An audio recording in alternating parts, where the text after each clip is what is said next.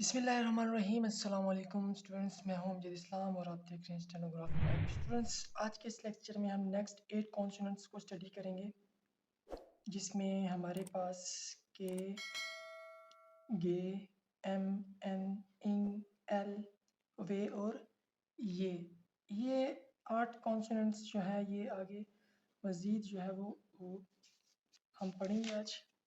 पिछले लेक्चर से मैंने आपको ये 8 सेकंड ग्रुप ऑफ कॉन्सोनेंट्स पढ़ाए थे और आज हम इन 8 कॉन्सोनेंट्स को डिस्कस करेंगे। जैसे कि इन्होंने यहाँ पे बताया हुआ है कि the next 8 consonants are all written forward. Forward type line पे लिखेंगे, लेकिन they are all are light strokes, वो लाइट स्ट्रोक्स होंगे यानी कि हल्के होंगे, एक्सेप्ट जी एंड इंग, यानी कि जी और इंग के अलावा बाकी सारे जो होंगे क्या होंगे, वो लाइट में होंगे। चले हम इसको लिखते हैं कि किस तरह इसको लिखा जाता है। के को हम स्टूडेंट्स सबसे पहले लिखते हैं लाइट लाइन के ऊपर, गे को भी इसी तरह लिखते हैं लेकिन डार्क। इसके साथ हमारे पास आता है एम। एम को हम स्टूडेंट्स यूँ लिखते हैं और एन को हम यूँ लिखते हैं। अब इन्होंने जैसा कहा है कि जी और इंक जो है वो डार्क लिखेंगे। जी तो हमने डार्क लिख लिया, लेकिन अब इंक की बारी है तो इंक भी हम एन की तरह लिखेंगे, लेकिन ये डार्क होगा। ठीक हो गया। इसके बाद जो नेक्स्ट कॉन्सोनेंट है वो हमारे पास एल है, और एल को हम इस तरह लिखते हैं। और इसकी डायरेक्शंस जो है वो मैं आपको बताता चलूँ कि अगर हमने के लिखा है तो इसकी डायरेक्शन यूँ होगी, गे लिखा है तो इसकी डायरेक्शन भी यूँ होगी, एम की भी इसी तरह और एन की भी इसी तरह। इसी तरह हमारे पास इंग आता है, इंग की जो डायरेक्शन है उसको यहाँ से यूँ लिखेंगे, यहाँ से इस तरह बिल्कुल भी नहीं लिखना क्योंकि वो फिर तरीका जो है वो गलत हो जाता है। और एल की जो डायरेक्शन है वो नीचे से ऊपर है। इसी तरह हमारा जो नेक्स्ट कॉन्सोनेंट है वो हमारा है वे। वे को हम इस तरह लिखते हैं और ये को हम इस तरह लिखते हैं। ठीक हो गया स्टूडेंट्स, ये हमारे नेक्स्ट 8 कॉन्सोनेंट हो गए हैं। इसके साथ इन्होंने दिया हुआ है कि के को हम गेन भी लिख सकते हैं, एज इन लीक, कम। ठीक है। और गे को हम गेन भी लिख सकते हैं, लीक भी लिख सकते हैं, गिव भी लिख सकते हैं। ये सारे इन्होंने यहाँ पे दिए हुए हैं कि इन लेटर्स को हम इससे भी डोनेट कर सकते हैं। अब इन्होंने यहाँ पे शॉर्ट फॉर्म भी दी हुई है, कम, गिव, हिम, थिंग, यानी कि इंक का जो इन्होंने कहा है कि थिंग भी हम इसको लिख सकते हैं। एल को जो है वो हम लॉर्ड भी लिख सकते हैं। ठीक हो स्टूडेंट्स। अब आगे इन्होंने मजीद बताया है कि when a vowels comes before a horizontal stroke it is written above the strokes, यानी कि जब भी कोई वावल किसी भी हॉरिजॉन्टल स्ट्रोक से पहले आएगा तो उसको हम हमेशा क्या करेंगे, above the strokes. It is written above the strokes, वो स्ट्रोक से जो होगा वो हमेशा ऊपर लिखा जाएगा। जैसा कि यहाँ पे इन्होंने एच लिखा हुआ है, एच। ठीक है। इसी तरह ये एग और ये गे। अब यहाँ पे वावल जो है वो पहले आया है स्ट्रोक से, तो इसको हमने पहले लिखा है। और यहाँ पे गे जो है जी पहले लिखा है और फिर हमने ए का वावल लगाया तो गे हो गया।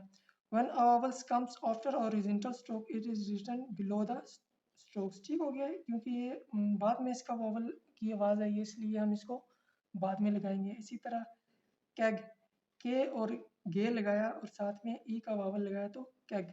ठीक हो गया। इसी तरह केक, के पहले आया और ए की आवाज़ बाद में आई है तो इसलिए हमने वावल जो है वो इससे नीचे लगाया है।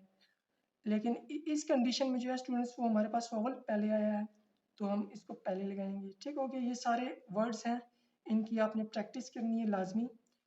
और प्रैक्टिस के बिना स्टूडेंट्स आप स्टेनोग्राफर जो है वो नहीं बन सकते, क्योंकि किसी भी चीज़ के लिए प्रैक्टिस बहुत ज़रूरी है। अगर आप इस पर लगे रहेंगे इंशाल्लाह आप एक दिन आएगा कि आप एक अच्छे स्टेनोग्राफर बन जाएंगे।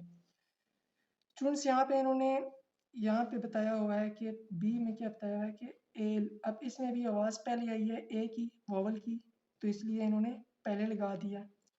ये इन्होंने बताया कि कर्व में कैसे लगाएंगे। ये तो स्ट्रेट कॉन्सोनेंट्स थे और ये थोड़े कर्व हैं। ठीक है। जिस तरह इन्होंने बताया कि लेड, अब ले, एल और ए की आवाज़ आई है और साथ में इन्होंने डी लगा दिया तो लेड हो गया। इसी तरह इन्होंने इस ए की जगह अगर ई की आवाज़ लगा दी है तो लेड। ठीक हो गया।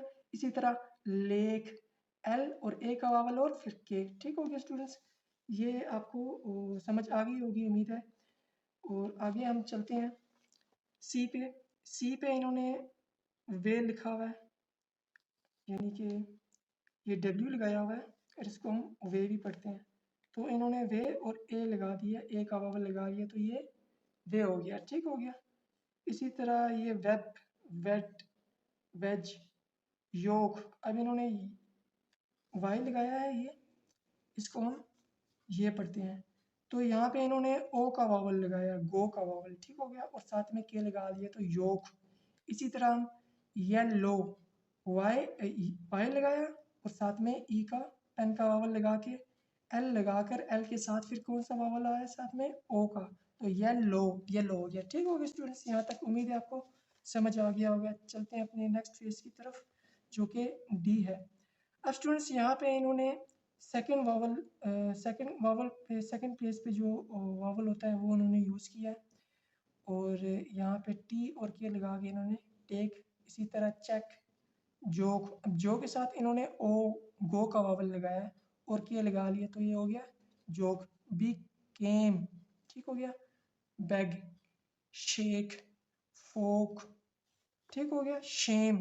स्टूडेंट्स ये सारे इसी तरह इन्होंने वर्ड्स लिखे हैं जिसमें इन्होंने सेकंड स्पेस के वावल लगाए हैं, और आगे इन्होंने फ्रेज का बताया हुआ है। फ्रेज में क्या होता है कि फ्रेज में ये होता है स्टूडेंट्स के किसी भी दो कॉन्सोनेंट्स को हम ज्वाइन कर लेते हैं, लेकिन इसमें इन्होंने कहा है कि एल को जो है वो हम विल के तौर पे यूज़ करेंगे, तो ये इट विल हो जाएगा, यानी कि एल जो है वो विल के रिप्रेजेंट करते हैं, ठीक है। तो ये इट विल हो गया। इसी तरह चे को इन्होंने विच लिखा हुआ है और एल को इन्होंने विल लिखा हुआ है, तो विच विल हो गया। इसी तरह who will, they will, it will be, it will have, they will be, they will have, etc. ठीक हो गया स्टूडेंट्स। तो उम्मीद है आपको ये लेक्चर समझ आ गया होगा।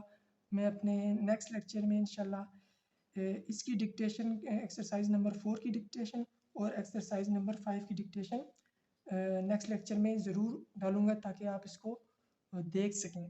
तो स्टूडेंट्स आप इस एक्सरसाइज नंबर 4 की और 5 की प्रैक्टिस कीजिएगा लाजमी, और अगर आपको इसमें कोई भी इशू आता है तो मैं इस पर एक मज़ीद वीडियो बना लूँगा जो कि आपके लिए ईजी रहेगी। अपना ख्याल रखिएगा। नेक्स्ट वीडियो के लिए इजाज़त दीजिए। अल्लाह ने के बाद।